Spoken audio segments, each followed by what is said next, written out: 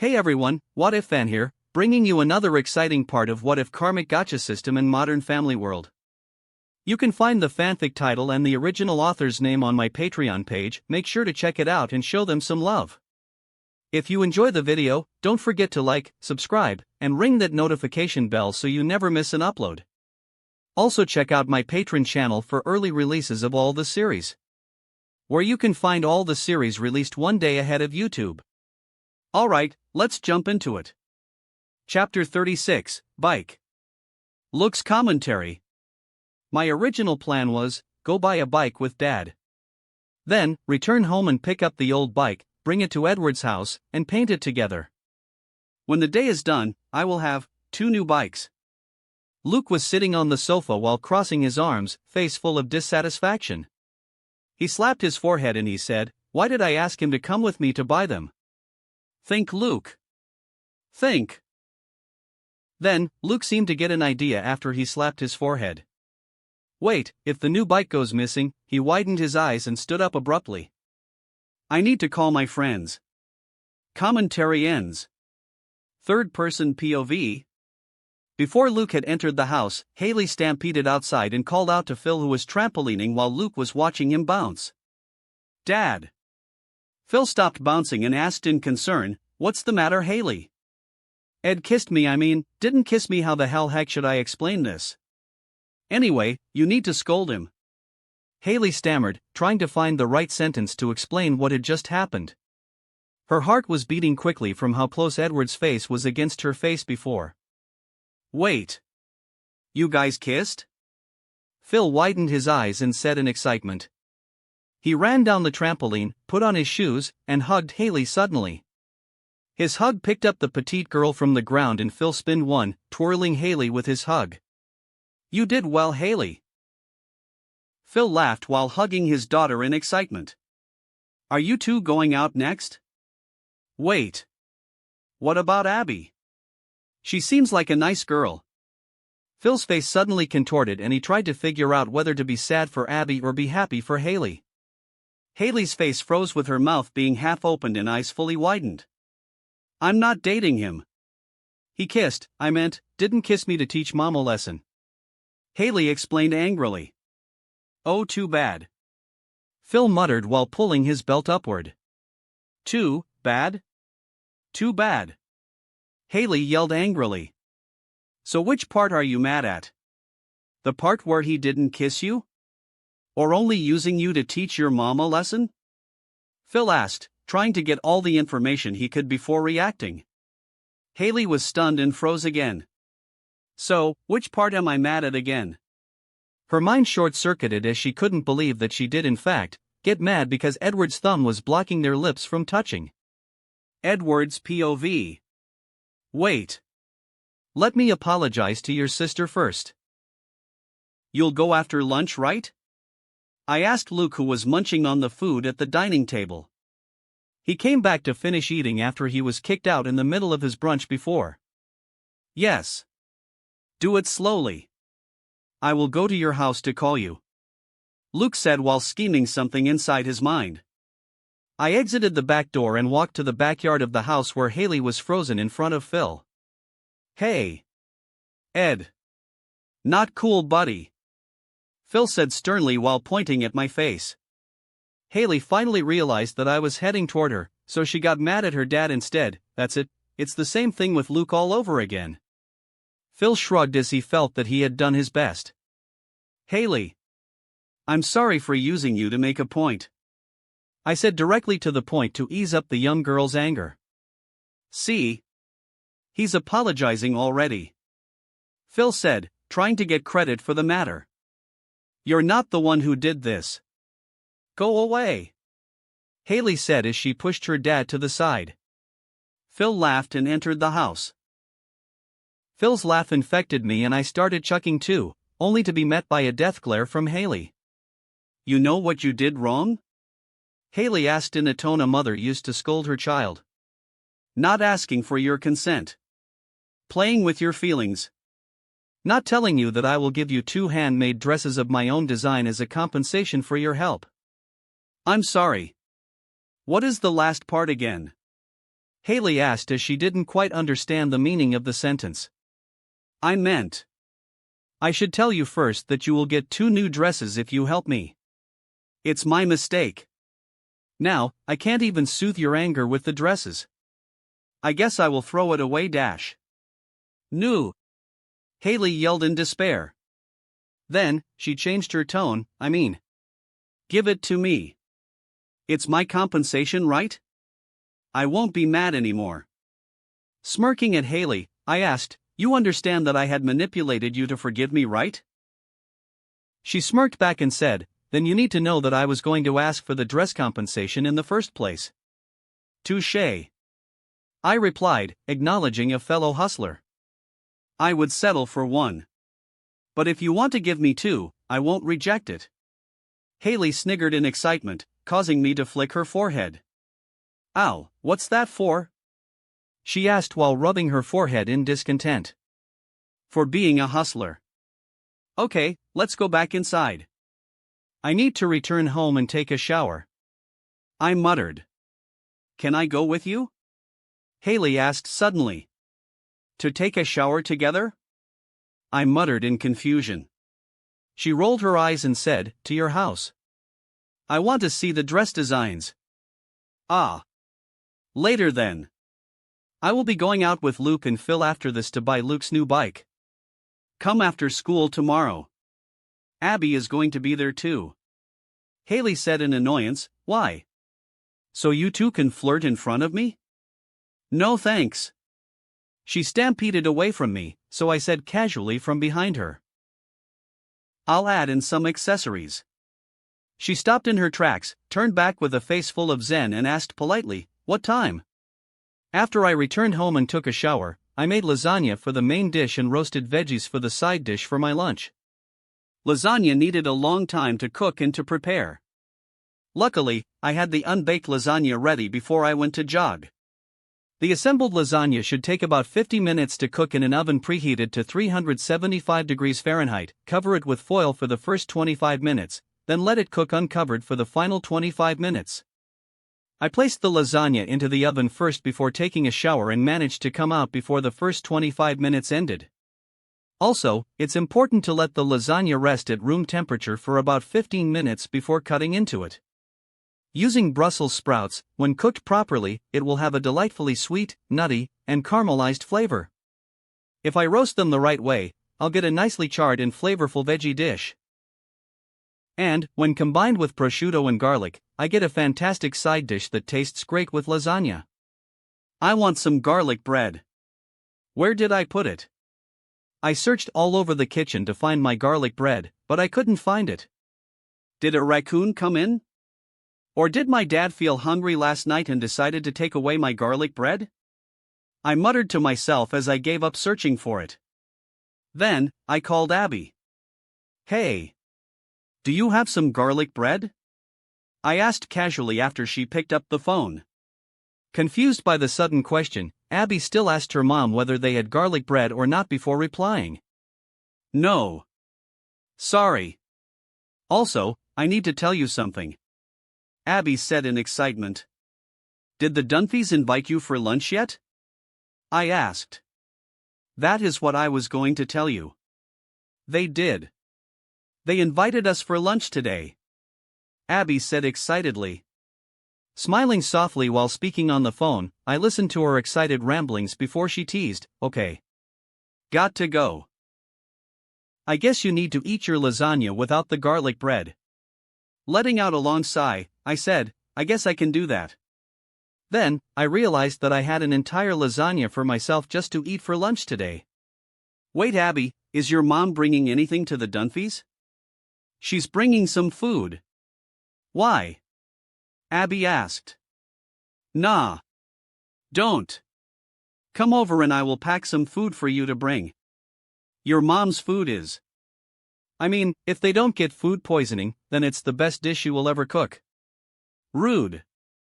Abby yelled out, and then she shrugged after thinking about it, but true. I'll come over with my mom before we go to the Dunphys. See you then. I said and waited for the girls to come by after packing up the food that I had made. Abby and Desiree arrived quickly as I urged them to come earlier because Phil and Luke had already started to get ready to go to the bicycle shop.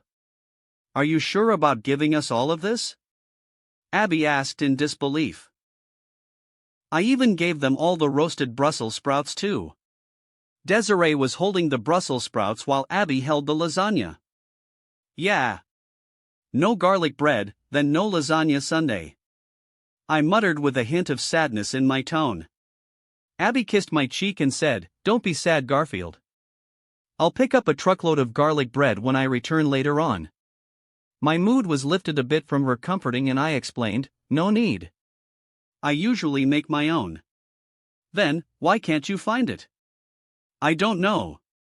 Raccoons maybe," I muttered with some concern. "I need to check the entire house for that vermin." I called it vermin because the raccoon's action of stealing my garlic bread disgusted me. "Raccoons are mammals, not vermin," Abby corrected. I stared at her and said, "You'll really get along with Alex. You both are insufferable know-it-alls." "Hey! You're the one who didn't study," Abby retorted while holding the lasagna with both hands. Desiree smirked and said, "She really is sometimes." "Are you two teaming up against me today? Is that it? You reached a deal behind my back to target me today?" Abby asked accusingly. After teasing Abby, I waved goodbye to the mother and daughter duo. Phil and Luke came using the car within 1 minute after Desiree and Abby had left. "Ready to go?" Phil said while cranking his windows down. "Sure. Let me grab my USB really quickly. Can we stop by at a printing store before going to the bike shop?" I asked before I went inside to get the USB stick. "Okay. Go grab it," Phil said with a smile. I nodded and went upstairs to grab my USB stick, when suddenly I saw my breadstick on top of my desk. Ah! I forgot I put it here for safekeeping. I felt a bit bummer and I walked back downstairs in sadness. The bike shop was nearby, only a 5 minutes ride for us to arrive there. We were lucky because there was a printing shop within 200 meters of the bike shop. I finished printing first before we walked to the bike shop together. I saw the signs, Palm Cycle, and then we entered the shop together. Luke picked a black and white design bike easily after it caught his eyes. "We should get the insurance," I tried to convince Phil after he was vehemently denying the shopkeeper's words. Phil clicked his tongue as if I had said something stupid, put his hand on both of my shoulders and tried to teach me a lesson while looking me straight in the eyes. "Listen, Edward. The insurance is not going to do anything. We can take care of our own bikes." "Yeah. But someone can push Luke down from his bike and steal it.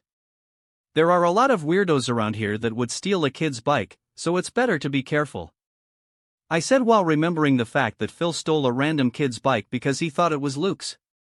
The African-American shopkeeper with a tight, maroon-colored, polo shirt said, "That's true.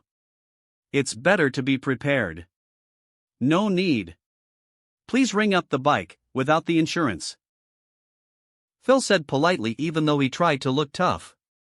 "Okay. It's your call."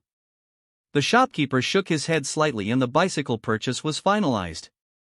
"Dad, this is the coolest bike ever," Luke said with a bright smile as he was strolling the bicycle on his own after getting out of the bike shop. "Awesome," Phil responded to Luke as his buddy as usual. "So, listen, buddy." Phil lowered his head to look Luke in the eyes as he changed into his parents' mode. "Certain members of this family don't think you can take care of this bad boy." "You mean Mom?" Luke said. "Your words, not mine," Phil said hurriedly, not wanting to take the blame for the matter. "Look, your mom and I are a team, and we feel like this is a chance for you to show some responsibility. Don't make us look like jerks here." "I won't," Luke replied instantaneously. "Luke, I got a present for you," I said before Phil could let Luke go play on his own. "What is it?" "I saw that you're printing papers. Are you going to give me quiz for presents like Uncle Mitchell does?" Luke asked while taking a step back to avoid the gift. You can put it in the trash if it's a quiz. No. It's a sticker with your name on it, I said and showed Luke.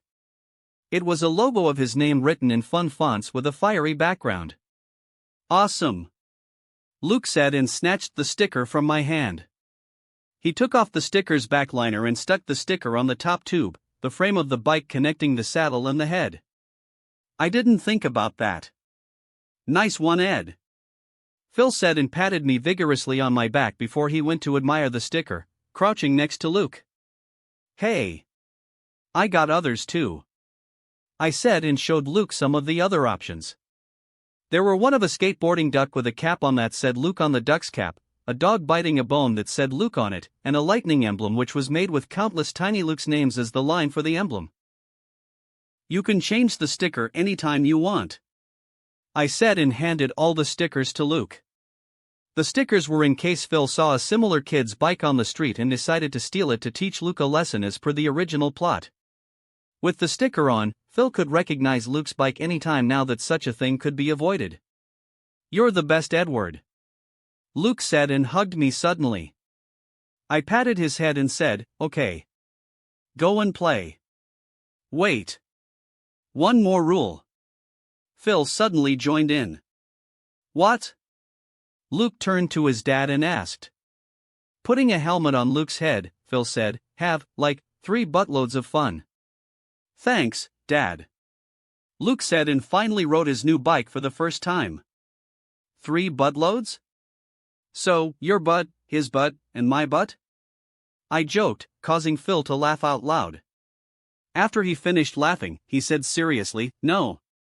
I meant to get 3 times the fun. I was speechless by the unnecessary remark. I will go and look around the magic shop. Want to go with me? Phil asked. Sure, I said and walked with Phil to the magic store. Looks POV. /N, a 10 years old kid POV. I tried hard to keep the sentence simple. Okay. Now, the first step is finished. After cycling away from Dad and Edward, I arrived at the playground where my nerdy friend Ruben was waiting. I feel uncomfortable with this, Luke, Ruben said while being a coward again. No. Follow the plan. You bring the bike home. When I get Edward to paint my previous bike, I will take the new bike from you and say that I had found the stolen one. That way, I will have 2. Ruben freaked out. What if your dad reports it to the police? What then? I don't want to go to jail. I'm only 10. No one is going to report anything. Just trust me. I tried to convince my friend hurriedly. What's in it for me? Ruben asked when he knew he couldn't say no to this. I was afraid that he would ask me for something, but luckily Edward had given me some leverage. Taking out the stickers from my pocket, I showed them to Ruben. You help me, and I will give you one of these. Deal, Ruben said, and we shook hands on it. Then, he gets on my new bike and rides away.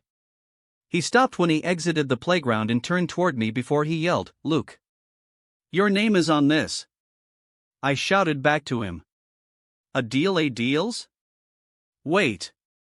How does it go again? A deal deals? A deal is a deal, Ruben shouted as I got confused.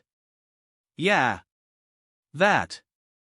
Take good care of my bike, I said and waved goodbye to Ruben before I walked toward where my dad was parking his car. Luckily, Dad's car was still here. He must be skulking around in the magic shop again. So I waited for him to get back nearby. Edward's POV. The magic store was filled with numerous ridiculous and overpriced items as I entered the store with Phil.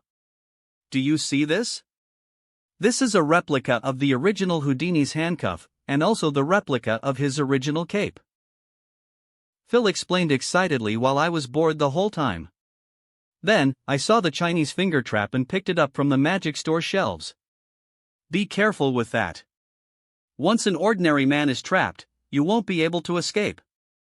Phil used his showmanship to try and scare me into falling for it. Why don't the experts show me how it's done? I said and gave the finger trap to Phil. He picked it up excitedly and put both his index finger through the trap hole. See here. Now, my finger is stuck between the traps. Phil said and pulled his finger out of the trap, but the cylindrical trap extended instead of releasing his finger, gripping his finger tighter as he pulled it away. Then the magnificent Phil. How are you to escape the trap? I said, using the same showmanship Phil used before. It's a fairly simple method, young apprentice. First, you need to. Phil said, then he stopped and thought hard about the methods to get his fingers out. He pulled his fingers in a slope, but it couldn't escape the trap. His face turned ashen, and his eyes lost the initial excitement that he had before. Are you okay, Phil? I asked in concern. Want me to get the scissors? What? No. I can do this. I just need to remember how. Phil said and then started a struggle with himself, trying to get out of the finger trap in various ways. I sighed as Phil started squirming on the ground and walked to the counter. We'll buy the trap. Yes. It'll be $2. The female shopkeeper said. I handed her the money while Phil screamed at me from behind, no. I can get out of this. Don't buy it. I ignored him and finalized the transaction with the cashier. Even after 5 minutes, Phil couldn't get out of the finger trap.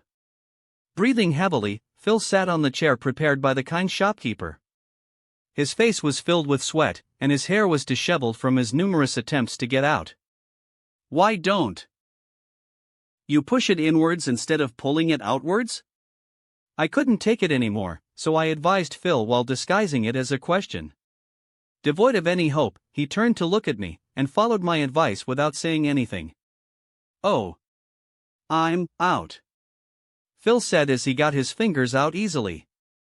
He looked at me without saying anything, and I did the same thing. Anyway. I haven't had lunch yet. Why don't we get something to eat? I said to Phil, changing the subject to spare his feelings. Oh, okay. I'm hungry too. Phil said and threw the finger trap out in the trash, wanting to destroy any evidence of his dark history today. As we got out and walked to the car, we were surprised to see Luke standing by the car with his new bike nowhere in sight. Stolen. Phil yelled out in disbelief after hearing Luke's fabricated story. I turned to Phil and said, I bet that insurance thing is looking real good now, isn't it? Chapter 37, Bicycle Thief. Edward's POV. So a tall, scary man with tattoos pushed you off your bicycle and ran away with it? I asked, fully trusting Luke's story as it had never happened before. Yes. Luke replied shortly. That is totally what happened. He said while avoiding eye contact with his dad and me. Son of a dash, Phil cursed, but I interjected before he could finish. Which direction did he go? I asked Luke while I pulled my sleeves upwards in anger, fully preparing myself for a fight. Phil turned toward me with eyes filled with anger as mine were. No need. I just need to go home now. I'm sure the man had already run and hide away. Luke replied anxiously as he grabbed my hand to calm me down. Thinking that Luke was traumatized by the encounter, I rubbed his hair and said, Don't worry, Luke. I will make sure to beat up the bad man. Phil's menacing eyes turned complicated as he watched my interaction with his son. Phi's commentary. I am glad that Edward is thinking of Luke as one of his own pack and wanting to protect Luke. But he's kinda stealing my moment here, Phil confessed. He continued with a sad tone, I am the one who's supposed to be the tough dad. Luke's commentary. Edward is really mad now.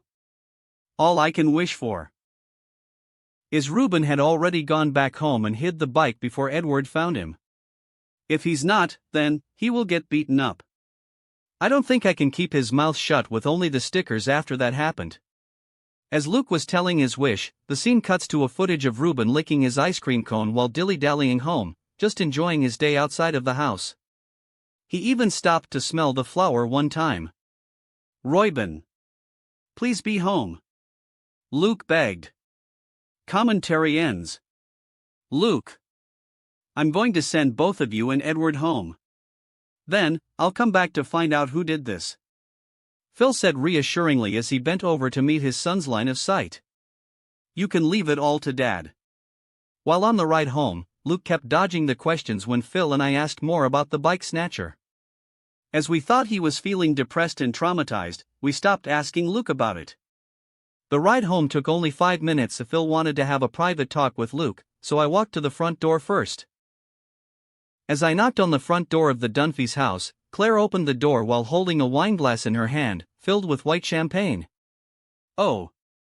You guys are back. Did you buy the new bike?" Claire asked with a bright smile, so I knew she was almost wasted at this moment. "About that," I tried to find the exact words, but then I realized I didn't have to be the one who explained it. "Did you enjoy your lunch with Desiree?"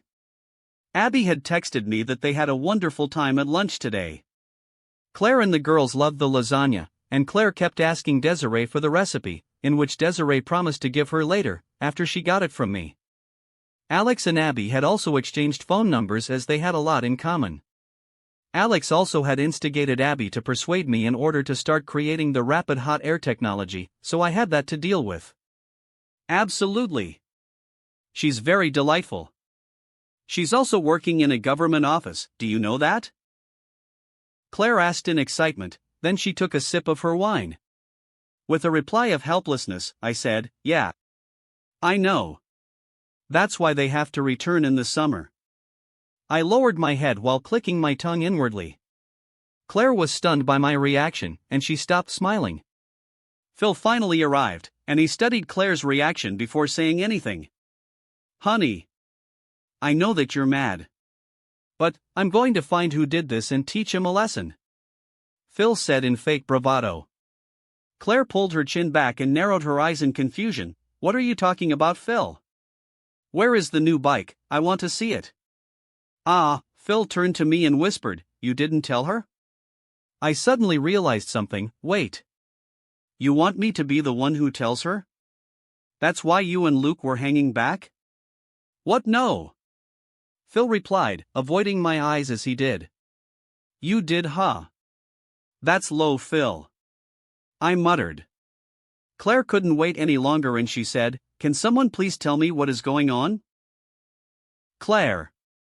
We bought Luke's new bike, Phil tried to explain. And? Claire interjected as Phil was pausing for too long. Well, it was stolen. What? Claire shouted. Haley and Alex heard the echoes from inside the house, but they only shrugged and went to do their own things. Luke hid behind his dad as he wanted to avoid the questioning from his mother, peeking at his mother's face with glassy eyes. Claire. Please calm down. You're scaring Luke. It wasn't his fault. A grown man pushed him off the bike and snatched it. He's traumatized already, so please control your reaction, I said calmly while trying to stop Claire from freaking out. Claire saw Luke's scared face, and she changed her facial expression. Crouching down to meet Luke's eye level, Claire gripped both of Luke's shoulders and said, "Luke, I'm not mad at you. This time, it isn't your fault. You did nothing wrong here." Luke brightened up a bit, and Claire continued while checking Luke's body for injuries, "Do you want to eat some lasagna? I had saved up just to cut for you and your dad to taste it. But you can have it all for yourself. Why am I being punished?" Phil retorted unconsciously.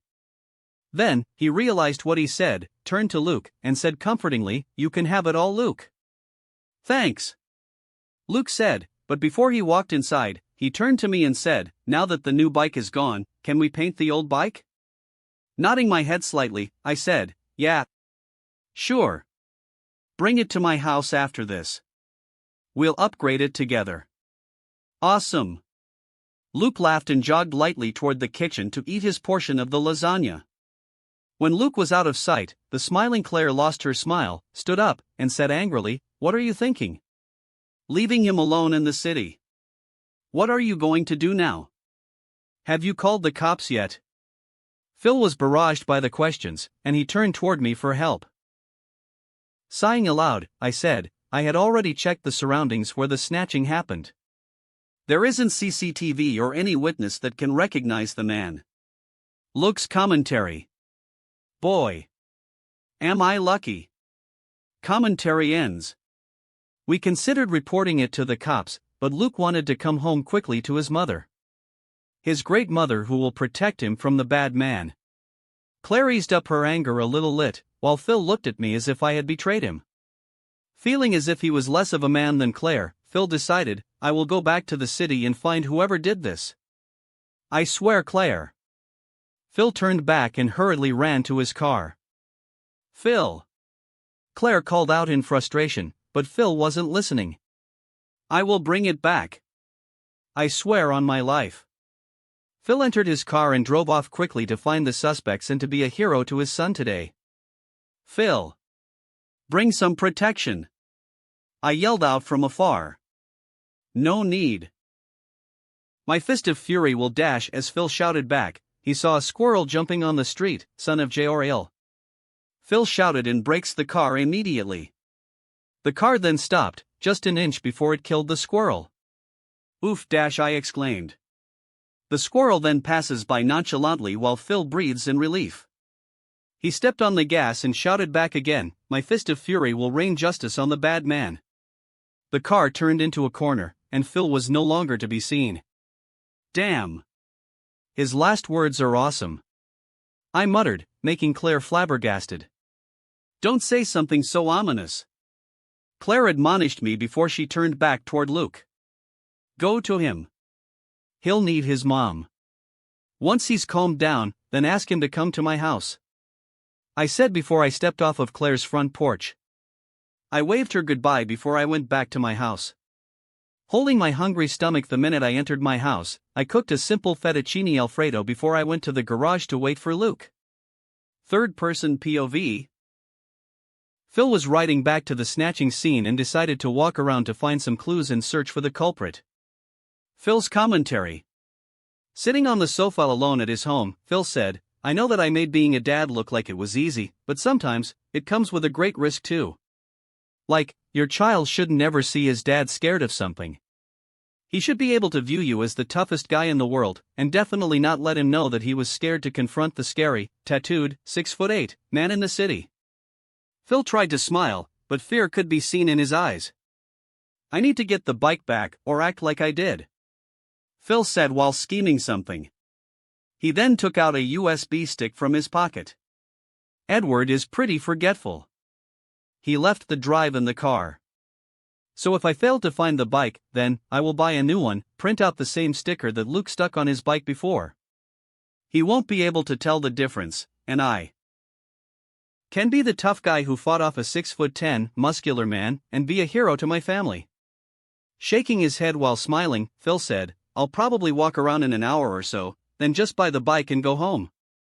Commentary ends. Phil was walking by in a desolate area for almost an hour before he saw Luke's friend, Leon, walking around in that area while licking his ice cream. Hey! Leon! Phil called out. Oh! Hey, Mr. Dunphy! Leon replied.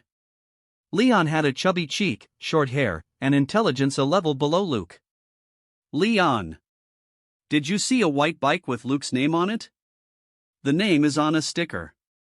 Phil asked. Leon thought for a while, then he answered, yeah. I saw it. Phil was stunned as he was only asking the question to create some witness that he had searched for the bike. WWH. Phil cleared his throat and asked, which way did the guy go? He said he's going to get a drink. Over there. Leon said and pointed to the direction of a sketchy bar. Well, he was pointing at the convenience store beside the bar, but Phil misunderstood him. Gulping his saliva, Phil shoved Leon away and said, go home now. This place is not safe for kids. But Leon tried to protest, but Phil said adamantly, now. And chased him away. The place was actually very safe. There was even an IHOP the next street over. Phil walked to the bar and started lingering around the front door, not having the courage to go in. Suddenly, he saw Luke's bike being chained at the bike rack at the convenience store nearby. Phil's commentary. See How lucky is that? He even locked the bike using the same lock I bought for Luke. See here, I still have the duplicate. Commentary ends. I am the best dad ever.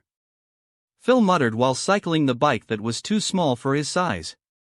He started imagining the family and Edward's reaction when he brought the bike home to his son. I'm sorry, Phil. You're the real tough guy. Phil mimicked Edward's voice goofily as he cycled the bike. Then, he mimicked his wife using a high-pitched voice. You're a hero, Phil. I shouldn't ve doubted you. I'm not Luke's hero, you are. While Phil had run off with his bike, Reuben walked out of the convenience store with a bottle of mineral water in his hand. Then, he noticed the bike Luke had entrusted him to had disappeared. Not knowing what to do, Reuben turned left and right before he picked a direction and started sprinting in that direction. He was heading to the Dunphys' house for him to meet Luke and explain the situation. They also needed to discuss their next course of actions. It's not my fault, Luke. I swear. Reuben rubbed his eyes as he cried while running toward Luke's house. Leon saw Reuben and stopped him to ask why he was crying, to which Reuben promptly explained everything, even the deal he had with Luke. Okay. You go tell Luke. I will go search for the bike. Leon said.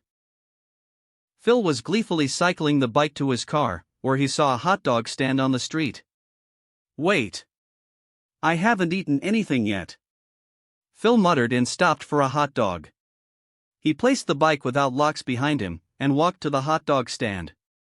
2 please. And a soda. Phil said and waited for the vendor to make his hot dog. In the 2 minutes he was waiting there, a small figure appeared behind him and stole the bike without him noticing it.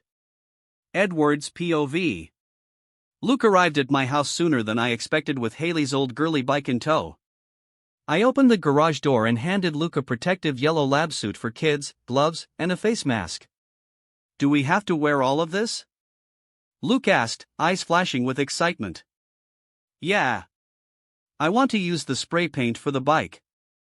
I don't want it to stain your clothes or for you to inhale it, I said as I wore a similar type of clothing. Cool.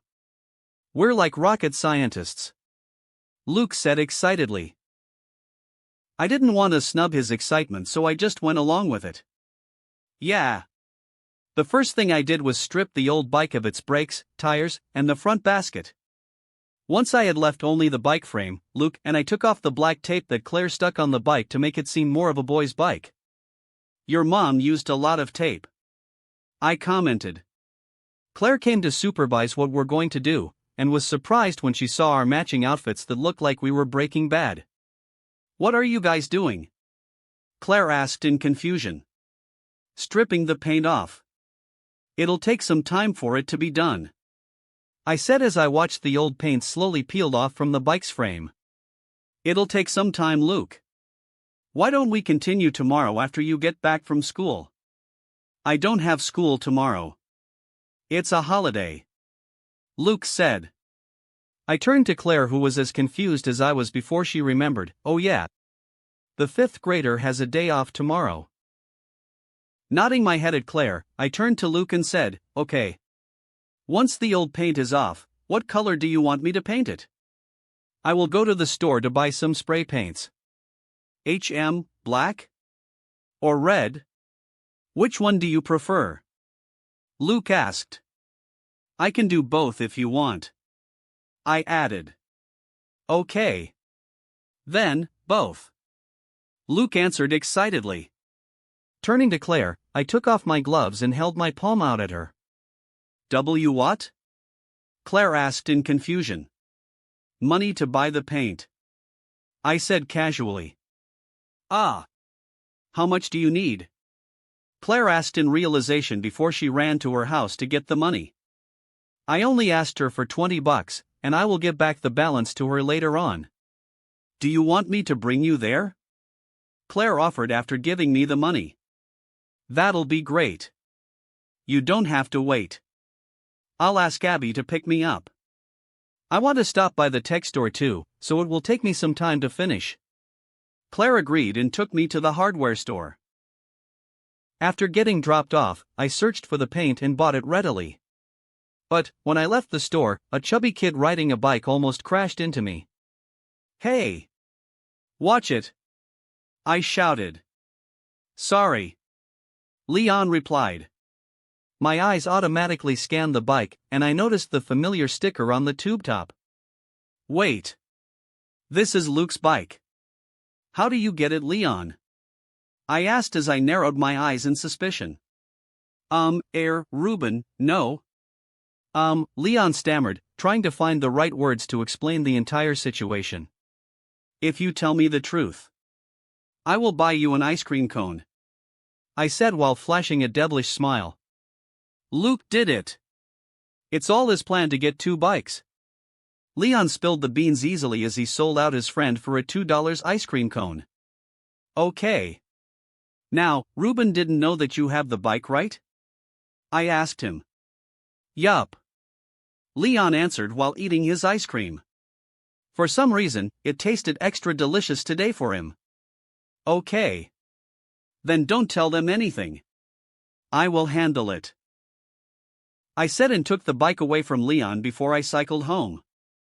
Third-person POV. As Phil turned and saw the bike was gone, he grabbed his head in frustration and his eyes became teary. "Who is it? Who stole the bike?" Phil shouted and turned to the hot dog stand owner for the answer. The owner shrugged his shoulders as a reply. He also didn't see who had snatched the bike as he was busy with the hot dogs. "Call the police," the owner said nonchalantly. "And say what?"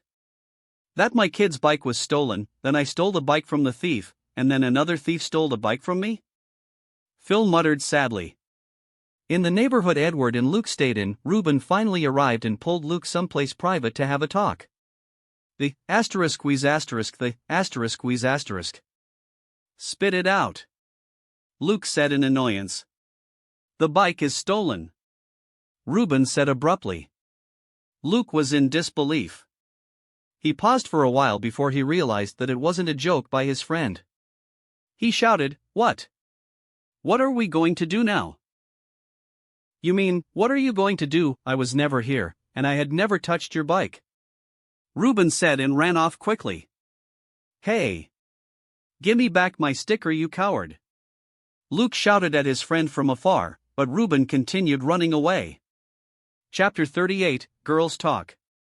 Edward POV. "Now, how should I play this?"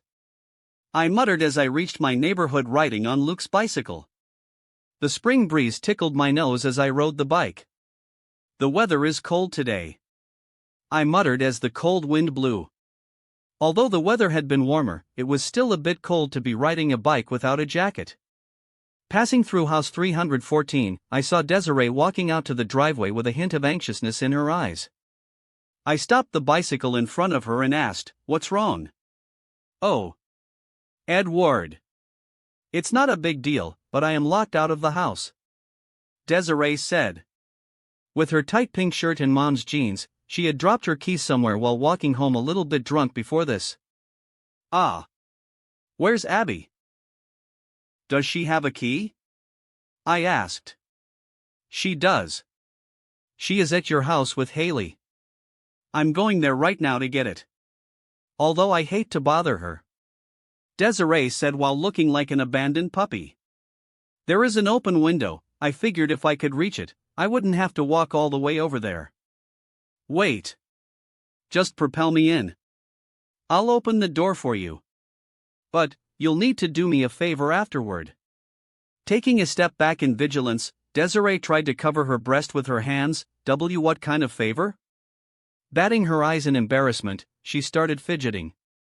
Narrowing her eyes at her, I said flatly, "What are you thinking about?" "I need a place to hide this bike without anyone noticing." "Oh. That. Okay, I can do that," Desiree said while feeling relieved. Then, she saw Luke's logo on the bike. "Wait. Is this Luke's new bike?" "Yup. He pretended to lose it so that I would paint and upgrade his old bike. So I'm going to teach him a lesson," I explained. Desiree nodded in understanding and said, "Won't Claire be mad?" "I think so." I smirked as I thought about it. Desiree chuckled and said, "That's what you're aiming for, isn't it?"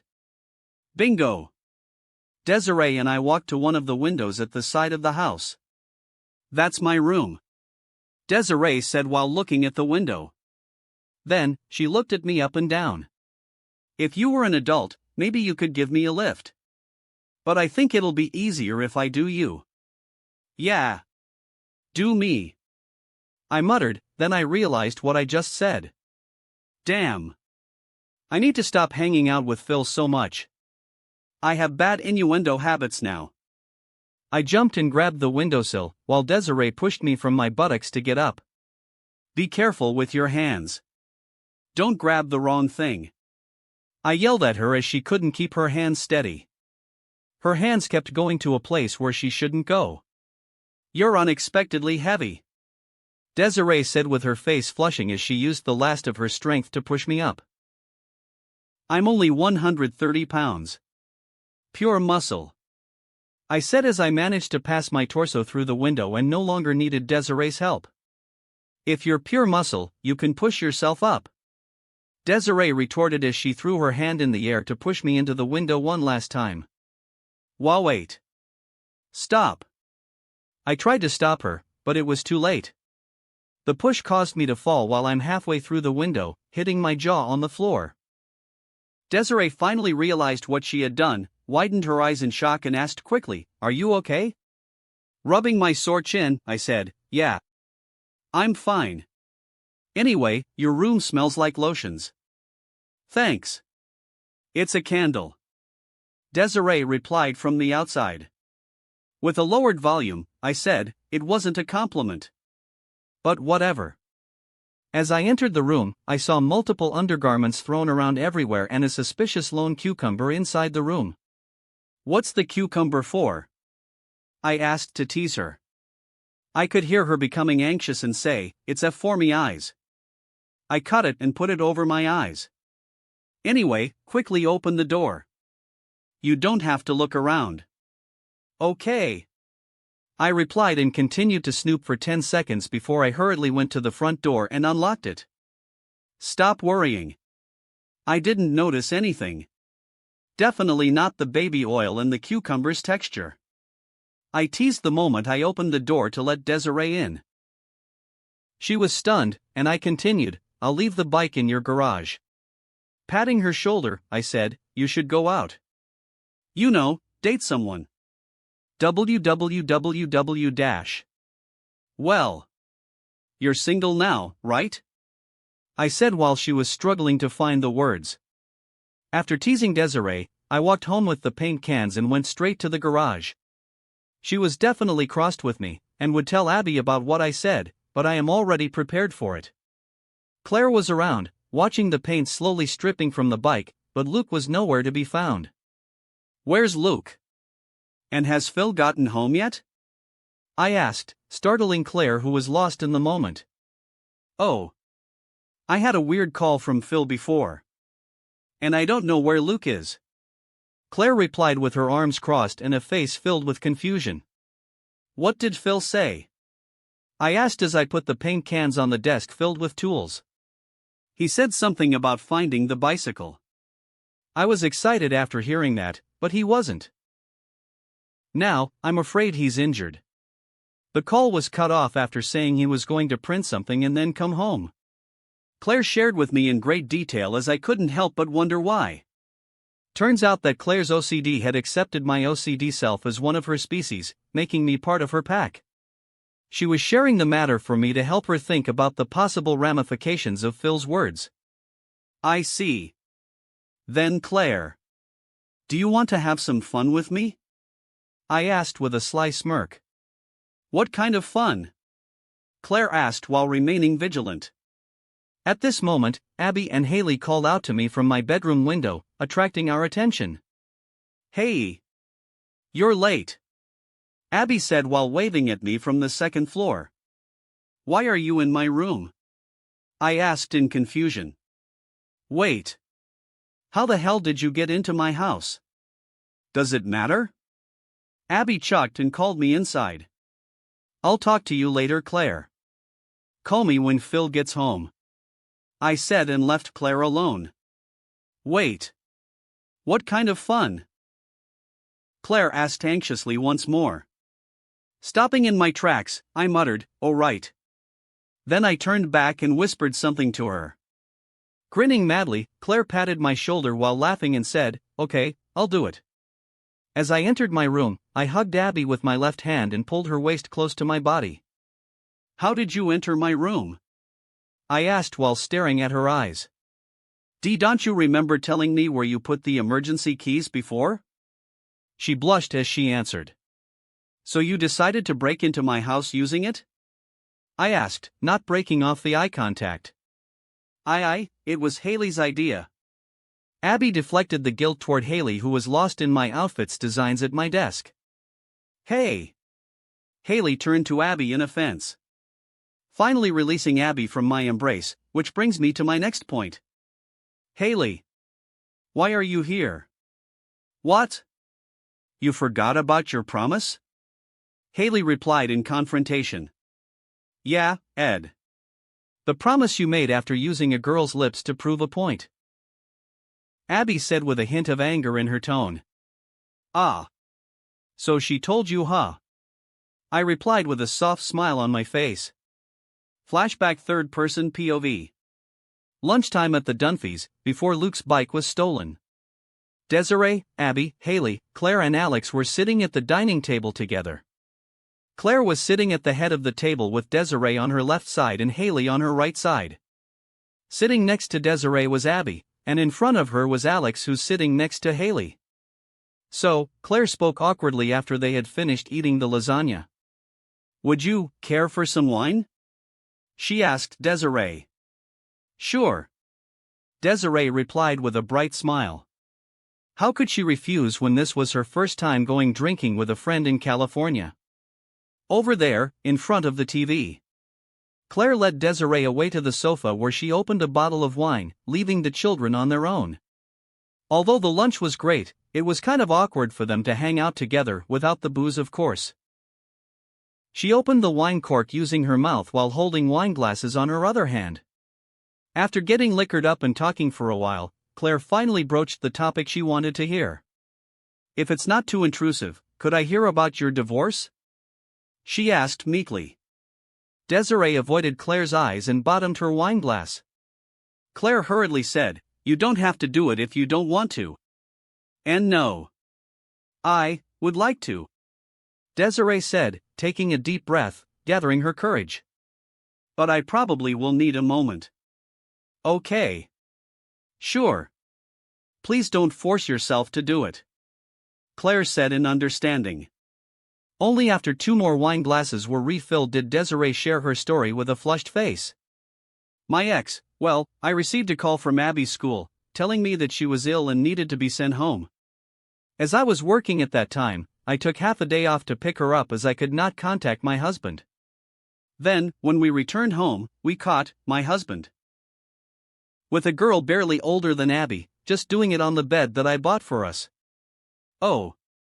So he cheated on you," Claire said in a calm tone. Her hand patted Desiree's hand to comfort her. She understood now why Edward said Desiree would never make a move on someone's husband, as she wouldn't want to be with someone just like her ex-husband was. "Yeah. And it was the last straw for our marriage, as it wasn't the first time he'd done it. Therefore, I brought Abby with me to California to get away from everything after the divorce." Desiree glanced at her daughter and muttered to Claire, she was disgusted by men before she met with Edward. Even tried her hardest to keep them away, going goth, being unpleasant, picking fights. But now, she is happier than I have ever seen her before. I wonder, when we go back to New York, will she still be happy there? Without Desiree noticing it, a teardrop fell out of her eyes. Claire was flabbergasted and hurriedly gave a tissue to Desiree. Desiree forced herself to smile and said, "I'm sorry. It's the first time I have talked to anyone about this," while wiping her eyes. No. It's okay. I'm sorry that I couldn't be more comforting," Claire said with a hint of panic in her voice. But I can lend you an ear if you want to vent. That'll be great. Desiree said and blew her nose on the tissue. But I'm done crying. All I want right now is for Abby to be happy. Claire held Desiree's shoulder and said, "You moved to California, a place where you have no friends or family, just to make sure that your daughter can heal from her traumatic experience. You already made her happy." While the mothers were bonding, the girls were having a conversation of their own. Wait, you guys were at his recording session? Alex opened her mouth in astonishment after Abby had spilled the tea. Haley smirked at her sister and said, "Yeah. There is a 14-year-old age limit to go there, so you're not invited." Oh yeah? Is there an age limit on kissing someone else's boyfriend too? Alex retorted, making Haley flinch as Abby turned toward her with widened eyes. Whose boyfriend did you kiss? Abby asked hurriedly. And no. It was not a kiss. Haley replied while avoiding Abby's eyes. Anyway, Abby, did you really score 2,000 in your SATs? Alex skillfully changed the subject. Although she did want to cause trouble for her sister, she wouldn't go so far as to destroy her sister's friendship with someone. Abby stared at Haley for a moment before turning to Alex and answered, "Yeah." Do you want tips or something? Please. I can just do that on my own. Anyway, I wanted to ask you, Alex said to Abby, paused a bit and she turned to Haley, "Go away." Flabbergasted, Haley said, "I'm not going anywhere. Just ask your questions." What is it, Alex? Abby asked. Well. You know, you're smart, like me, so how long was it till you got a boyfriend? Haley just laughed at Alex, causing her sister to glare at her. Abby was stunned by the question before she took a deep breath and answered with a red face and blushing cheeks, "To be honest with you, Edward is my first boyfriend." Abby avoided Haley's questioning look and Alex's looks of astonishment by lowering her eyes. Wait. Seriously? Haley asked in disbelief and looked at Abby's body.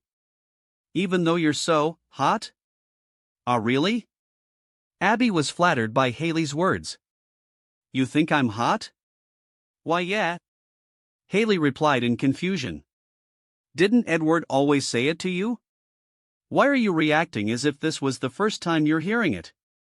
There was a hint of jealousy in Haley's tone that was visible for someone with a high emotional intelligence. However, the two black-haired girls beside her only have a high intellectual intelligence and didn't notice it in the least.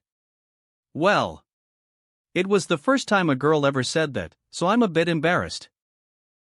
Alex was annoyed by Abby's and Haley's conversation, so she decided to make a new topic. You know, there is a rumor in school that Edward has an IQ of 167. Abby widened her eyes and said, "Seriously? That's even higher than mine." Is 167 high? Haley asked in confusion. Before Alex could say anything sarcastic, Abby explained, "Yeah. It's really high. The average IQ is around 85 to 114, 160 is considered exceptionally gifted." Oh. Haley exclaimed in realization. So, he's super smart?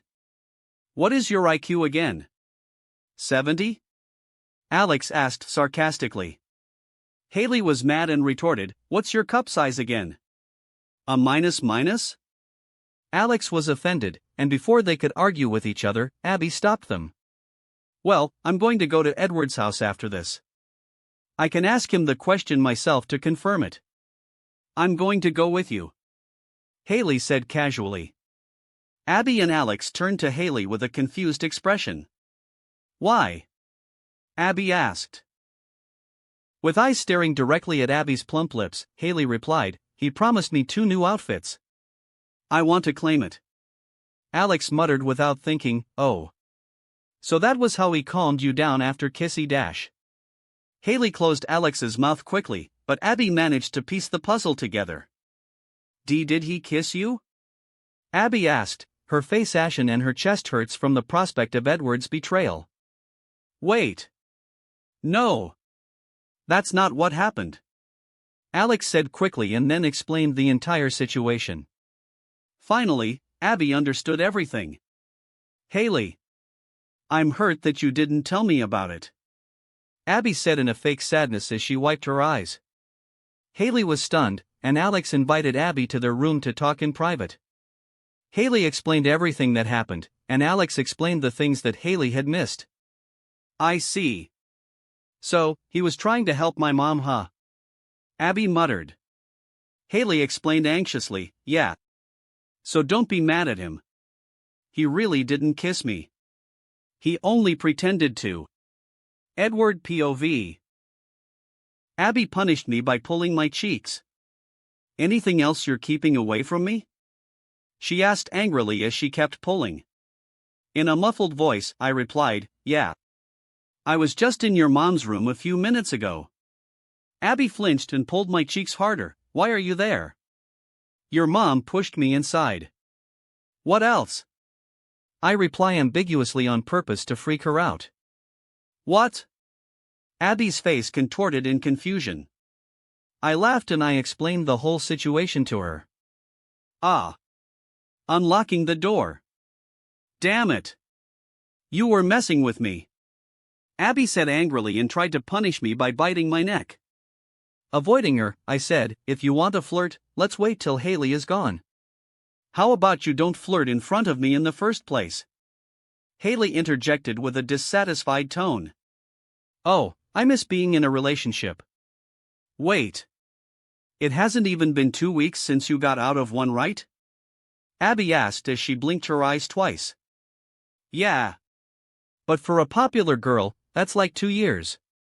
Haley replied smugly. More like a girl who didn't know how to love herself on her own. I replied, causing Haley's smile to freeze. Abby thought my words were too harsh, and she nudged me to apologize. Sorry. Anyway. Are you going to pick from the designs here, or are you going to make new designs on your own? I asked casually to change the subject. She didn't reply and thought for a while. While holding the designs, Haley's eyes took a quick scan and said, I want a design on my own, but I don't think I'll do a great job like you did. So I'm just going to go with what you have made. Nah. Draw the ones that you want to make. Then, come back to see me with the designs. I will help you to upgrade it if needed, I said as I snatched all of my designs from her hand. Hey! What, wait? Haley tried to stop me when I was putting all of my designs in the desk drawer and then locked them inside. Annoyed, she whined, ugh. Why are you being like this? Just pick one from there. Turning toward that girl, I said, you have the opportunity to finally bring your creativity to life. You don't have to fear what anyone will think about it, and you especially don't have to fear me putting your efforts down. If you don't know how to design, I can teach you about it. It's okay to go slow if you need to. I will guide you on how to do it. Haley was stunned, and Abby broke into a wide smile. She backed me up without me even needing to ask her to do it. While hugging me from the back, she said, yeah. Do it yourself, Haley. I want to see what you'll come out with. You always dress so fashionably, so I'd already know you have a good fashion sense. Well, I know that. Haley agreed with Abby's words, but she was still being hesitant. Then. Do it. If you really couldn't, then we'll just pick something from the pile. I also won't bring up the topic again, I added. Finally, Haley gave up and decided, okay. I'll do it. Excellent. Abby exclaimed. Nodding my head in agreement, I realized that my phone was buzzing. Now if you'll excuse me, I need to play detective at Haley's house. My house? Haley was confused, so was Abby. I smirked and I didn't tell them anything. They could have come and watched if they wanted, but Haley wanted to go to the mall in search of ideas, while Abby had promised to drive her. I'll see you tonight? I asked Abby. Sure. Dinner at your house, right? Do you need me to buy anything while I'm outside? No need. Just come by when you're ready. I'll prepare some nice meals for both of us. With a peck on the lips, Abby said goodbye and went with Haley to the mall. Once I received the call from Claire, I walked to the Dunphys to settle the bike theft incident. But first, I needed to change my apparel first to be something of an old-school, British investigator. Chapter 39, Whodunit? As I reached the front door of the house, I knocked on the door exactly 3 times before I stopped and waited. Then, Alex opened the door after waiting for exactly 5 seconds. She scrunched her brows in confusion as she looked at me top to bottom. Why are you in the suit and the hat? Wearing a dark blue, old-school suit that was tailor-made to fit my body, using my own efforts, I walked inside the house without answering Alex's questions. May I please meet with Mr. Dunphy and his son, Luke Dunphy? I asked politely. Are you role-playing? Alex said in disbelief. Turning toward her, who was standing at my side, I said, yes. Stunned, Alex rolled her eyes as she pointed to the kitchen. They are over there. Thank you, milady. I replied as I tipped my hat slightly at her before walking toward the kitchen. Alex followed me from behind to see what I had schemed. Passing the kitchen, I saw Phil standing behind a brand new bike with a Luke sticker on it. With an excited, but mixed with some worries on his face, Phil was explaining to Claire about his endeavor in getting the bike back from a 7-foot-tall, tattooed man who could kill a bear with his bare hands. But Claire didn't believe Phil's story. Not even one bit. So, you walked up to the guy in the bar, demanded he give the bike back, and even then he left your body intact so that you can still return home? Claire asked sarcastically. Yes. Turns out, I just needed to talk to him, man to man. Even a tough guy needs someone to share with sometimes. Phil said braggingly. As I walked into the room, my attire quickly caught Phil and Claire's attention. Sherlock? Phil muttered with widened eyes. Yes. Edward Sherlock Newgate, at your service. I came here to solve the mystery of the missing bike. I replied. Claire turned her face away from Phil as she couldn't hold back her laugh. Only after collecting herself did she dare to turn back towards me wearing a serious face. Oh, Mr. Sherlock, I was waiting for you to arrive, Claire said as she got into character. We shook hands as if we had never met with each other before, making Phil wary and Alex's jaw drop in disbelief. You're on it too? Alex asked Claire, flabbergasted by the entire situation. Can anyone tell me what is going on? Turning toward Alex for the second time, I smirked at her timing and said, what else? I came here to solve the case, and reveal to you the true culprit who stole Luke's bike. Phil's commentary. Kitchen counter interview. Deep down, I know that something is wrong, Phil muttered in concern as he thought about the entire situation. He leaned forward and put both of his arms on the kitchen counter. However, I am both scared and excited to see where this is going to go, Phil confessed. He looked right into the camera and said challengingly, for every Sherlock, there is a Moriarty. I had cleaned up all the traces. Let's see if you can catch me. Commentary ends. Before we get started, let's wait for the main character of the story first, shall we? I said. Main character? Who? Alex asked. Turning to Alex, I said in a fake British accent, my dear Watson, of course the main character is the bike owner. Are you feeling unwell today? Phil laughed and said, ha Watson, by the way, your accent is great. You sound like a real Londoner. Claire narrowed her eyes at Phil and said, it's not great at all. TCH, non-believer. I clicked my tongue at Claire and took off my hat. Anyway, where is Luke? I asked as I looked around. He's upstairs. I will call him, Claire said and walked to the stairs before shouting from below. Lou O'Kee. Why did she even have to go over there? She could just shout from here, Alex said in dissatisfaction. Maybe she wants to protect our ears, I replied as I sat on the sofa.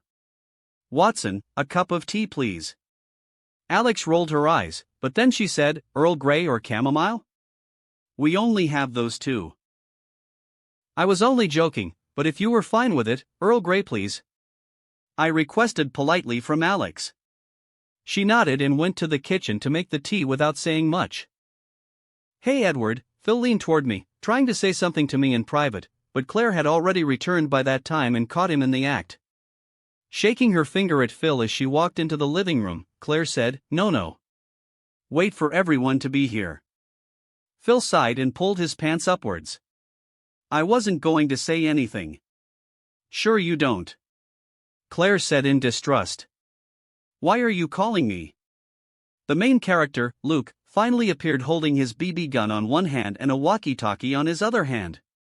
"Why are you carrying that gun again?" Claire shook her head in frustration and snatched the gun from Luke's hand. "Hey! Give me back. I need it if I want to go and search for my bike." Alex interjected from afar, "You mean the bike beside Dad?" Luke turned to where Alex directed him to, and widened his eyes as he saw the bike near Phil. He ran quickly towards his dad, where Phil was crouching down and readied himself for an embrace as he thought Luke was going to hug him. But I stood up and stopped him before he managed to do it. "Not so fast, Luke," I said as I caught Luke from behind. "Hey! That's my hard-earned respect. Why did you stop him?" Phil asked with a lowered spirit. He expected justification for his actions. And if Luke did hug him, then he could skip past his ruse of buying a new bike for Luke, and whatever crime he committed, Claire would still turn a blind eye at him. Does hard-earned mean going back to the store and buying a new bike to replace the one you lost? 'Cause if that's the meaning, then I have really done you wrong, I said calmly. Wadash. No. I got the bike back, Phil lied with an anxious voice. Channeling my inner Sherlock, I said, "Phil, the sticker is the wrong size. I printed it in A3. The one stuck on the bike is in A4 size. Not to mention you stuck it upside down." Turning his eyes to the bike, Phil finally realized what he had done wrong. I mean. Stuttering, he tried to explain himself. "God, Phil. I really hope that you can return that bike." Claire interjected. Phil's commentary. "Sue, Moriarty is exposed," Phil confessed. He sighed and said, "I already threw the receipt away to cover up my tracks. I don't think that the store will allow me to return it, not to mention I had already stuck a sticker on it." Commentary ends. As I released Luke, who immediately ran to his dad saying, "But my bike is missing, so this can be my new bike, right Dad?" while flashing his puppy dog eyes. I could see that Phil was torn about the matter. Before I could interject myself, my dear Watson came to help at the perfect time. "So, that's it?" Alex asked while walking toward me with a cup of tea in her hand. "Did you come here just to expose my dad?" "Au contraire," I replied as I took the tea using my two hands. "I came here to solve the case of the missing bike in its entirety, not to unearth what Phil had done." "Wait, did you find the bike?" Phil widened his eyes in realization, and then he exclaimed in a raised voice, "Were you the one who snatched the bike away from me at the hot dog stand?" Claire, Luke and I responded at almost the same time. "You were getting a hot dog without me?" Luke asked in a sad voice. "Phil, did you leave the bike unattended while you were buying the hot dog? And it got stolen again?" Claire asked in disbelief, finally piecing all the clues together. "No, you were eating a hot dog? Was it delicious?" I asked. Phil turned to me and said, "No. The hot dog fell on the ground. I couldn't even taste it." He turned to Luke and said, "I couldn't eat it, so it didn't really count." Lastly, he turned to Claire, "I told you got it from the bar." With widened eyes, Claire exclaimed, "That part was true?" "Of course it's true, Claire," Phil said in exasperation, then he met my eyes. That's the truth, right?" "Why are you asking him?" Claire asked in frustration. While still smiling, I said, "Some of it is true. Phil did find the bike near a bar, but he didn't talk to anyone about getting it. I assume he used the spare key to unlock the bike and rode it away, am I right?" Alex was confused, so she asked, "Why would the bike thief lock the bike using the same lock in the first place?" She then turned to Luke with suspicion. He reached into, my pockets and got my key before he ran away with the bike," Luke replied anxiously. "Luke, what is going on?" Phil asked. Luke stammered to find the words, so Phil turned to me. Sherlock, what is going on? Simple actually. Luke gave his bike willingly to his friend Ruben, you know, the 7-foot tattooed man that Phil demanded the bike from. So that Ruben could keep the bike for a few days while Luke manipulated my sympathy for me to help him revamp his old bike. No! Luke shouted with teary eyes after his scheme was revealed. Luke! Phil turned toward Luke in disbelief while Claire shook her head in disapproval. If we go to Reuben's house, I'm sure that we shall find the stickers I gave Luke this afternoon, as he had used the stickers to bribe his friend into becoming his accomplice. I added. Well, that doesn't matter now anyway. The bike is really gone. Someone stole it from me. Phil said to protect Luke from the consequences of his actions as usual. Although it seemed like a nice picture of father protecting his son from his mistakes, in the end, Luke grew up to be too dependent on his parents. He never tried hard in anything because he knew his parents would always be at his back ready to bail him out, nor would they punish him if he screwed up. Sometimes, too much unconditional love could be bad for the children. It wasn't until he was on his last option while studying at a community college that Luke managed to change. He finally tapped into his potential and managed to apply for a true college based on his own merits. Yeah. So, this will be my new bike now.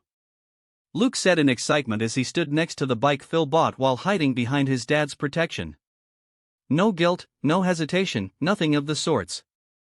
Wait, are we going to brush off the fact that one of Luke's friends is a grown man? Alex asked in confusion. Claire held Alex's shoulder and explained, no. Ruben is a wimpy kid from Luke's class. He's even smaller than Luke. Phil scratched his cheeks in embarrassment before I continued speaking. The story is just starting, Phil. The bike isn't lost just yet. What? Phil turned to me with a face full of excitement. Let's talk about what happened after you stole the bike from Reuben. I said and took a sip of the tea. While panicking, Ruben ran to the Dunphys' house to tell Luke that the bike was stolen. But before that, he told his friend Leon about the entire deal. Ruben was running to Luke, while Leon did something else. Leon followed the bike thief to a hot dog stand before snatching the bike away while the bike thief was distracted by the hot dogs. So the bike is with Leon? Phil asked in understanding. Shaking my finger at him, I said, no. Leon only had the bike for 5 minutes before it changed owners once more. Ugh. My head hurts. Luke scratched his head while thinking about the story. Who has the bike now? A man who went to buy some paint.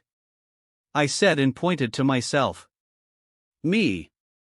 Alex, Phil and Luke exclaimed in realization. Don't you mean a boy? Claire asked teasingly. Let's settle on a young, handsome man. I replied to Claire. How did you get the bike? Alex asked. My dear Watson, it seems that fate wanted to expose Luke's scheme as it made Leon drive right into me after I got out of the hardware store. Serendipitous, isn't it? Alex smiled and said, it really is. What to now? Phil asked. Serendipitous means a happy coincidence. Alex explained to her father. So the bike isn't lost? Luke asked. Yup. But, you did a really bad thing, Luke. Until you make up for your actions, I will keep the new bike with me, and also keep your old ones too. What? You can't do that. Luke shouted in outrage. Eddie, Luke didn't mean it. Phil spoke up to help his son to try and ease me into giving back the bike. Nah. He knew exactly what he was doing. Alex backed me up. Yeah, Phil, I already agreed on Edward's plan. Luke, until you work hard to get back your bike, no one will help you get it back from Edward. Claire explained clearly. You can start by doing chores, or finishing your paper route to repay your dad's money. He had to buy 2 bikes today because of your lie. Turning to Phil, Claire said, you should go and return the bike back. Claire, don't you think that this is too much? No, Phil. This wasn't at the level of a simple lie. He knowingly manipulated us. There needs to be a fair repercussion for it," Claire said sternly. Although Claire was playing the role of a stern mother right now, I knew that in 2 or 3 days her heart would soften and she would try to get the bike for Luke. Therefore, I needed to be the one who would make sure Luke learned from this matter. "Luke, I am not your parents. I won't be like your mom that will coddle you, or your simple dad that will forget about this whole matter as soon as he wakes up tomorrow. I will check if you did your chores," I said and stressed the next part. "On your own, you need to learn some accountability. I won't give you back the bike, nor will I continue revamping it. Am I being clear?" "But, that's my bike," Luke said. While smirking, I wore my hat back and said mischievously, "No. The bike was stolen, right?" Luke was stunned and Alex laughed at Luke's misery. Phil and Claire's commentary. Claire started by saying, Edward had to sit Phil down to explain to him what he was doing. Well, I love my son. But Edward was right, Luke needs to learn to take some accountability. Phil sighed and said, not only did Edward expose me, he also took away my role as a dad. Claire turned to Phil and whispered, that's because you never punish Luke. Commentary ends. Alex will be my eyes and ears in this house. She will report to me what you do, and what you don't do. In this room, I know that she will be the fairest out of all of you in her reports to me. I said and patted Alex's shoulder. What's in it for me? Alex asked. The chance to be a good big sister? I answered. She narrowed her eyes at me and before she could say anything, I replied, a custom-made frame for your glasses, by my own design? With her mouth half opened, Alex paused to think before she said, no. I want to take part in your invention. You really want to ask for something that already has your name inside of it? I asked in confusion. Wait, you're considering me? You don't want to? Of course, I want to. But, I don't want to make you feel pressured to get me into it, Alex confessed.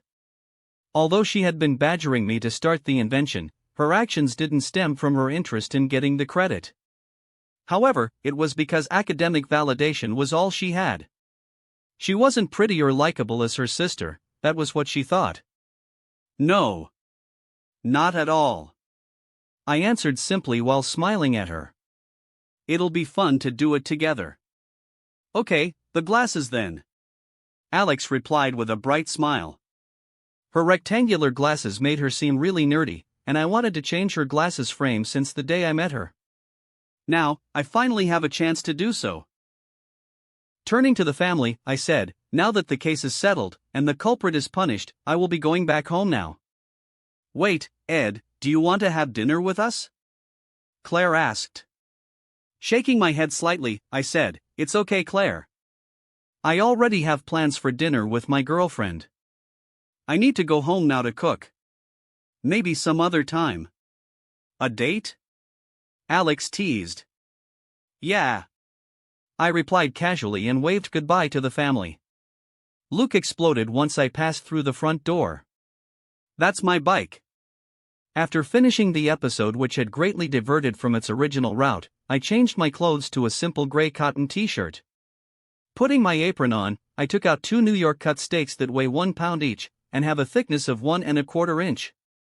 You know, you could come after I have finished cooking.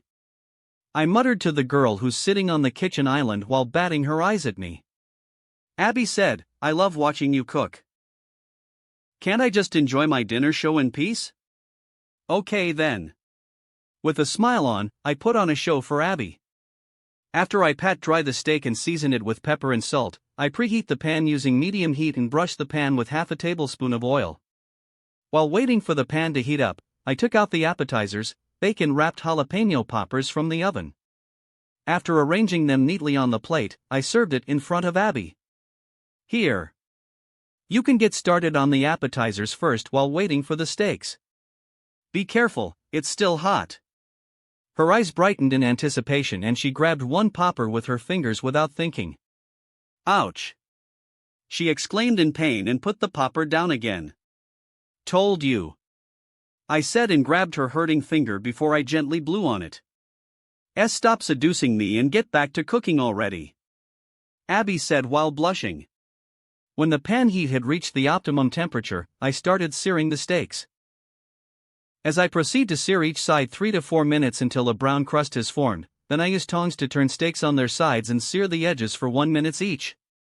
Once I did that, I added butter and aromatics, melted in butter with quartered garlic cloves and rosemary sprigs. Tilted pan to spoon garlic butter over steaks and cook. How do you like your steaks? I asked while still spooning the garlic butter over steaks. Medium rare. Abby replied. We like the same level then. I said and took the meat temperature before I stabbed the tip into the steak. As the temperature of the meat would still rise while it rested, I waited for the internal temperature of the meat to reach 145 Fahrenheit before removing the steak. It would rise around 5 to 10 degrees more while it rested, and the meat would be medium rare then. How's the poppers? I asked Abby as I saw she had been eating the appetizers while she waited. It's really great. I can't stop eating it. Abby replied. Flattered by her compliments and reactions, I said, wait a minute. I will set the table. We had a romantic dinner by the candlelight table and paired the meat with some red wine I had snatched from my dad's liquor cabinet. How's your day? I asked while I helped Abby cut her steak. She could do it herself, but I wanted to do it for her. Well, Haley talks a lot. We went to the mall and then, after dinner, we went to my room and locked the door. While we were making out and me getting to second base, my phone suddenly vibrated.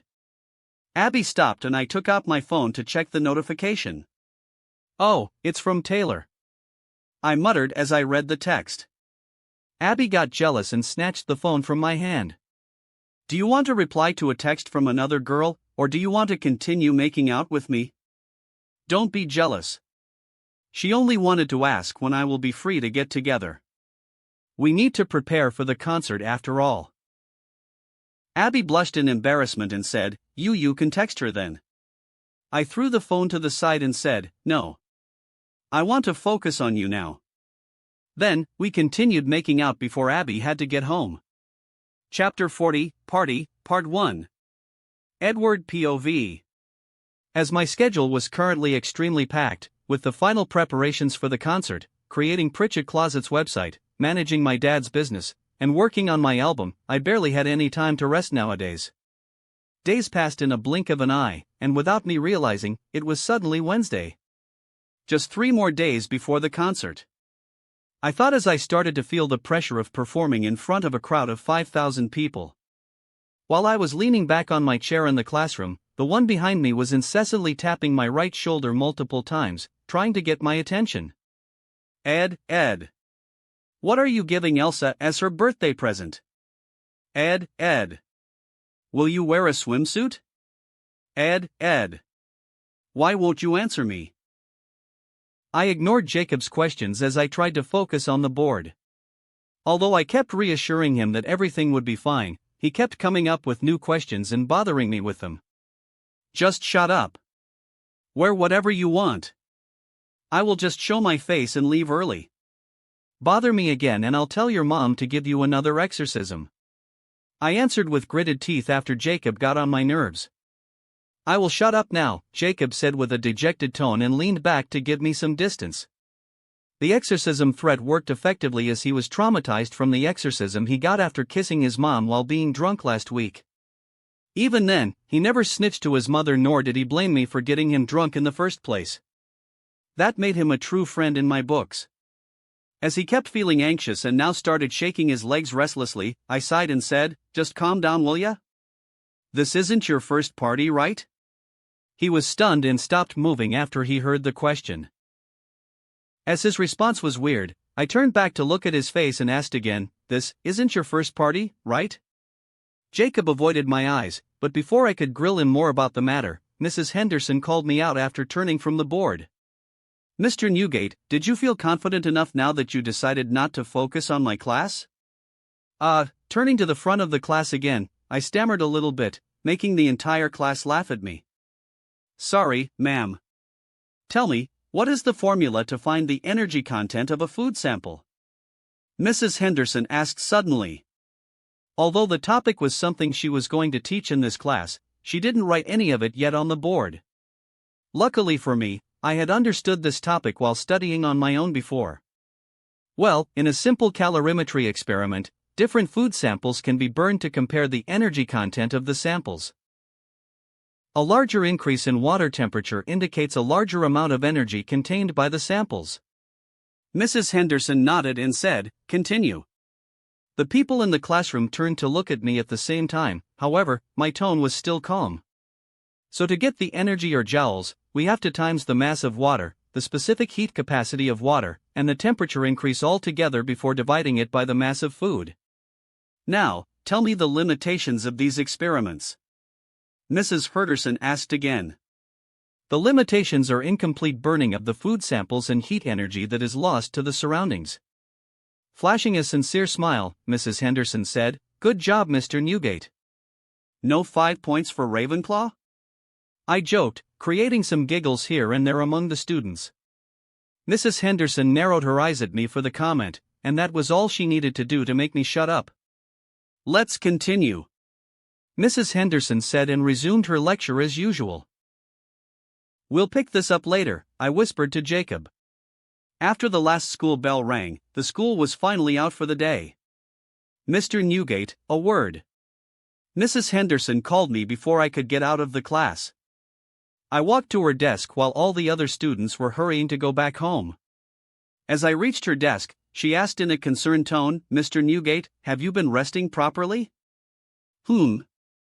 Why do you ask that? Deep set of eye bags and sunken cheeks.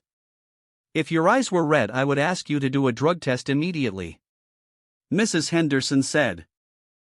Oh. That. I need to prepare for a concert, my album is still in production, and there is a lot of other stuff as well I need to work on. I see, and how long did you sleep last night? I didn't want to answer the question, but I didn't have a choice. Avoiding her eyes, I said, well, around 2 hours. With stern eyes, Mrs. Henderson said, "You need to sleep at least 8 hours, Mr. Newgate. Is there anything bothering you right now that prevents you from doing so?" Well, it's just, I don't want to be left alone with my own thoughts. So until I know that I will fall asleep instantly when I lay my head on the bed, I need to continue working on something, just to focus my mind on it. I didn't know why, but it was easy to talk to her about the matter. I blame my sleep deprivation for revealing my hidden thoughts. Unexpectedly, Mrs. Henderson didn't pry away my secrets in my most vulnerable state and said, "Okay, Mr. Newgate. I have something that will help you to sleep better. Do you want it?" She took out a few pills from her bag and placed them on the desk. Wait, sleeping pills? I asked in surprise. Only for today, Mr. Newgate. You will need it, Mrs. Henderson said ambiguously. Of course, she gave me only enough pills for one day. I took the pills before I put them in my pocket. Thank you, Mrs. Henderson, I said sincerely. You're welcome. Don't expect this to be a regular thing. I will only help you with this once, Mrs. Henderson said as she turned her face away from me to focus on the paper on her desk. Now, go home and rest. Wait. Did you only want to talk to me about that? I asked in confusion.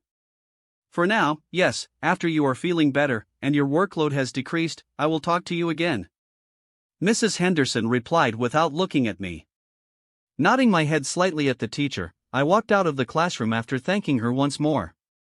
Then, I found Jacob was still waiting for me in the hallways after I got out of the class. Why didn't you go home first? I asked in confusion as soon as I saw him. Let's go to the mall together. I need to buy a new outfit for tonight, Jacob said urgently. You just bought one yesterday, I yelled in disbelief. Yeah, so? Jacob's mom dropped us off at the mall after dropping my bicycle at my house. You kids, be careful now.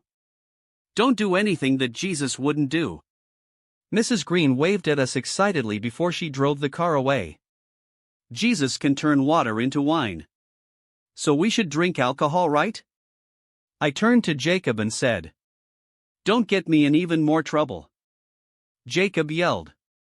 As we were looking at the clothes, I casually asked him, What gift did you get Elsa?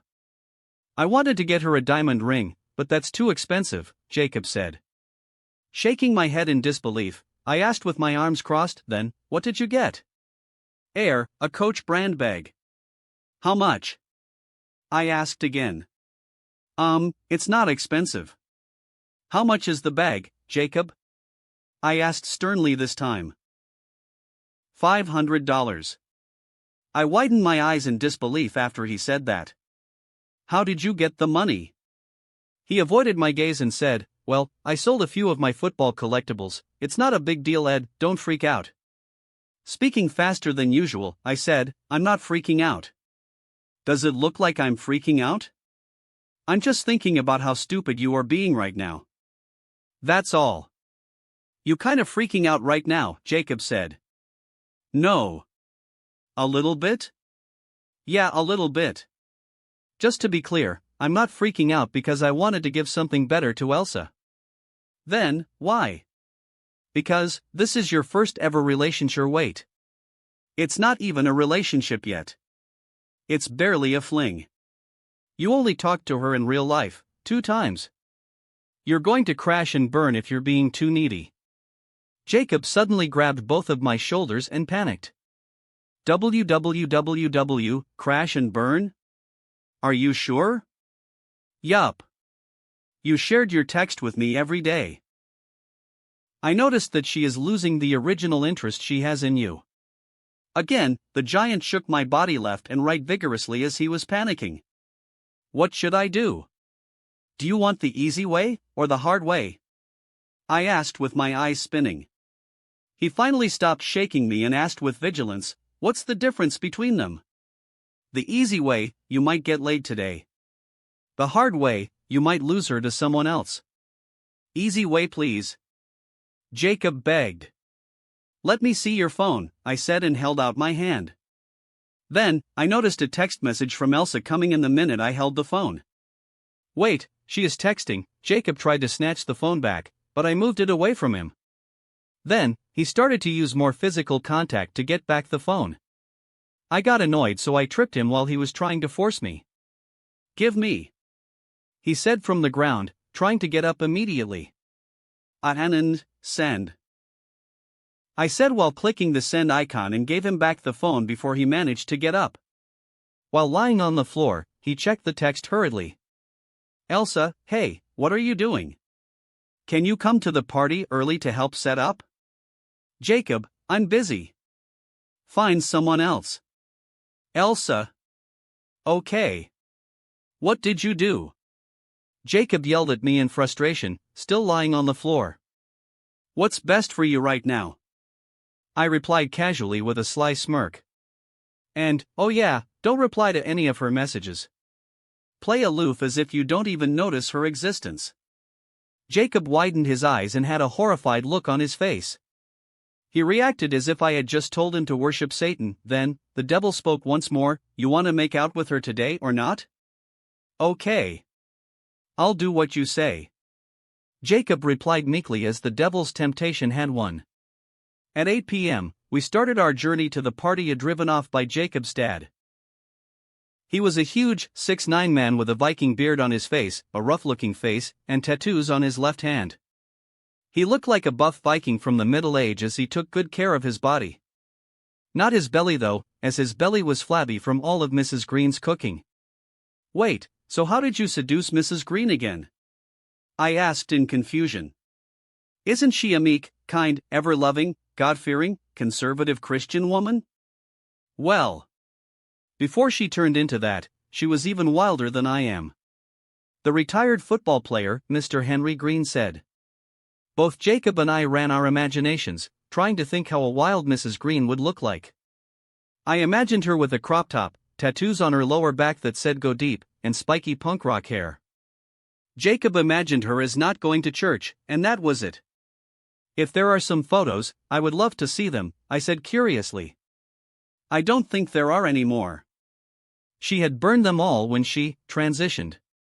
Mr. Green blurted out unconsciously. She said they were the devil's temptation for anyone who saw them. As he drove, Mr. Green found out that they were heading into the luxurious area of the town. He asked, "Anyway, does your friend really live here?" "Yeah. It says so on the invitation," Jacob said and checked the paper invitation once more. Only those who were selected to go there were given the invitation, while those who didn't get the invitation could only be green in envy. It was the school event of the year, and most students there were desperately wishing for an invitation. We finally arrived at the gated mansion. I finally saw Jenna's house, and I couldn't help but open my mouth in awe. The mansion seemed identical to the ones in the neighborhood, but with a uniqueness of its own. The white walls, grease-type pillars that supported the second-story balcony where Jenna's mom could greet the world every day the moment she woke up from the bed. My attention then turned to the heated, 20-meter-long pool that was illuminated by the party light right now, where multiple teenagers in swimsuits were playing around. "Thank you, Mr. Green," I said as I exited the car with Jacob, finally revealing my outfit for the party. I wore a simple, white short pants and a dark shirt with pineapples on it with the buttons open till the third one, showing off a little bit of my smooth chest. Jacob wore a red tank top and black pants to match, showing off the biceps that he got from training with his dad. "You kids, be nice. Don't drink too much," Mr. Green said before he drove away, leaving a stunned Jacob. "So, your dad has given you the permission. Will you drink, or will you stay sober tonight?" I asked teasingly. Jacob grimaced at me and slapped my arm. "What are you thinking? It's a kids' party. There is no way they will serve drinks to a minor dash." As soon as he said that, a cute waitress wearing only a green bikini walked right by us while holding a tray of glasses. I picked up 2 green-colored drinks from the tray and gave one to Jacob. "See? They had started us off already," I said while sipping the drinks spiked with alcohol already. "Hey! You guys are late." Jenna noticed us and walked right toward us hurriedly, wearing a very daring black bikini that made her chest jiggle every time she took a step. Her bikini top was a crossed bra bikini that hung from her neck, wrapping around her breasts smoothly but still revealing her cleavage. She walked from the crowd of boys swarming around her while ogling her body with almost a pitched-up tent, leaving everyone dissatisfied and couldn't help but turn hostile toward me. "This will be a very fun party," I muttered facetiously. Third-person POV. An hour before Edward and Jacob arrive at the party. "Busy? What do you mean you're busy?" Elsa muttered angrily after reading the text from Jacob. She was still in her normal outfit, a jacket, tube top, and a mini skirt as she sat on the bed while her friend had already changed into her bikini. While fixing her top in front of a full-body mirror in her room, Jenna said casually, "Maybe he's no longer interested in you." "Nah. That can't be it. He worships me," Elsa said and finally turned her attention to Jenna. "Anyway, are you sure you want to wear that all night?" Jenna flashed a bright smile and twirled for Jenna to look. "How is it? Does it make you want to stab me to death from jealousy?" "I'm sure a lot of boys will lose their minds from this and they will abandon their girlfriend to be with me." Elsa stared blankly at Jenna and said, "This is still about Edward? I thought you said he's a smart man that won't be seduced by any random woman." "I am not any random woman," Jenna raised her voice and said with angry eyes. But Elsa wasn't intimidated by Jenna's bipolar personality. That was the reason that she was alone there. Although Jenna was popular among the boys, she was abhorred by the girls in the school for her slutty behaviors. Even at the party, it was hard to find popular girls that would love to come. Brushing off Jenna's reaction, Elsa said with a scrunched brow, "What do you mean he's no longer interested in me?" "Well, it is what it is. You have been talking too long without getting anywhere. Now, he's no longer interested in you. Maybe he's talking to another girl now." Jenna replied casually and continued making herself look sexier. "He's talking to another girl. Are you sure?" Elsa asked while her heart palpitated quickly. "I don't know." Usually, a guy will lose interest when he gets what he wants. I guess some other girls are currently. Jenna made a sucking motion while shaking her hand up and down in front of her mouth, emulating the blowjob technique she learned from her mother. "No!" Elsa screamed in denial. Jenna stopped teasing and rolled her eyes at Elsa. Virgin. She muttered. If you're really that scared, just take him to my room tonight and claim him as yours. Check out the drawer, Jenna said and pointed to her nightstand. When Elsa opened it, she found that it was filled with boxes of condoms, birth control pills, Plan B pills, and even lube. WWH, what are you telling me to do? Elsa said with shaky eyes as she picked up the pink toy Jenna used in the drawer. As she clicked the button, the toy started to vibrate. Jenna walked to Elsa and grabbed the toy from her before she leaned forward and pushed Elsa's body onto the bed. Hey! Elsa tried to resist, but Jenna was being forceful toward her. Push him down like this, and then, Jenna said and slid her fingers into Elsa's thigh before getting underneath her underwear. Stop it! Elsa said angrily and pushed Jenna away before she got off the bed and walked a few steps away. Jenna smiled mischievously and licked her finger that she used to tease Elsa's private part. She got off the bed and walked to Elsa before she whispered to her friend's ears. By the way, you taste quite good. Shut up, slut! Elsa cursed in anger before she changed into her own bikini. But unlike Jenna, she covered up her body with a thin layer of clothes that people wore on top of their swimming suits. The party started quickly at 6:30 in the evening, but the VIPs hadn't arrived yet. Where is Edward? Jenna asked after the party had started for an hour, but there were still no signs of her target. I don't know. Jacob isn't answering me. Jenna. I think he's talking to other girls and is cheating on me, Elsa said in a somber tone. Rolling her eyes, Jenna said, it wasn't cheating as you guys haven't dated yet. Just push him on the bed as I told you to. You'll get him. Then, the late guest finally pulled up inside a gray Peugeot and walked out of the car. Hey! They are here! Jenna said excitedly and ignored all the flies that were swarming around her to finally start seducing Edward. That wraps up this part of What If Karmic Gacha System in Modern Family World. Thanks so much for listening. As always, new parts drop every 4 days, so be sure to stay tuned. Also check out my Patreon channel for early releases of all the series, where you can find all the series released one day ahead of YouTube. If you enjoyed the video, don't forget to like, subscribe, share it with your friends, and please consider supporting the original author as well. See you in the next one.